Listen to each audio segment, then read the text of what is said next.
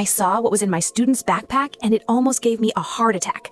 I was lucky enough to have my daughter in my class when she got to ninth grade, but also had another kid who would constantly bug her. He was always trying to flirt with the girls in my class, which ended with them slapping him on numerous different occasions. I sent him to the office so many times that he had to sit in the front, but one day he practically begged me to sit in the back. I don't know why, but I said yes. We were in the middle of an assignment and our entire class was silent, when at one point I could hear whispering coming from the back. I looked up and all I saw was him showing another student what at first glance looked like a handgun.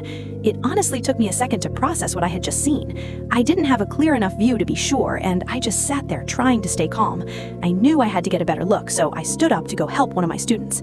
Now I was sure it wasn't a toy. It was real. I remember my sweat literally dripping off my face and tried my hardest not to pass out.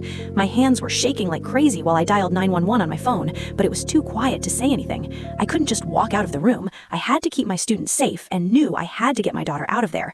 I texted our assistant principal in all caps exactly what I had just seen and waited minutes for a response. Eventually, I knew I couldn't wait, so I called that same girl over to my desk. I wrote her a note that said, "Ask me to use the bathroom, go get the assistant principal, get him to check his phone, and leave the school immediately." I tried to keep a calm look on my face, but she could see something was horribly wrong. She left without saying anything, and I tried to act like everything was normal. 5 excruciating minutes later, he knocked on the door. He walked inside and started chatting with a few students, acting as if nothing was wrong. I think they started to catch on something was going on too, and eventually he asked the boy to come out into the hall with him. He stood up, and those few seconds as he walked by my daughter to the door were the most terrifying of my life. As soon as he stepped out, he was tackled to the ground. Apparently, he was planning to use it on another student that lunch.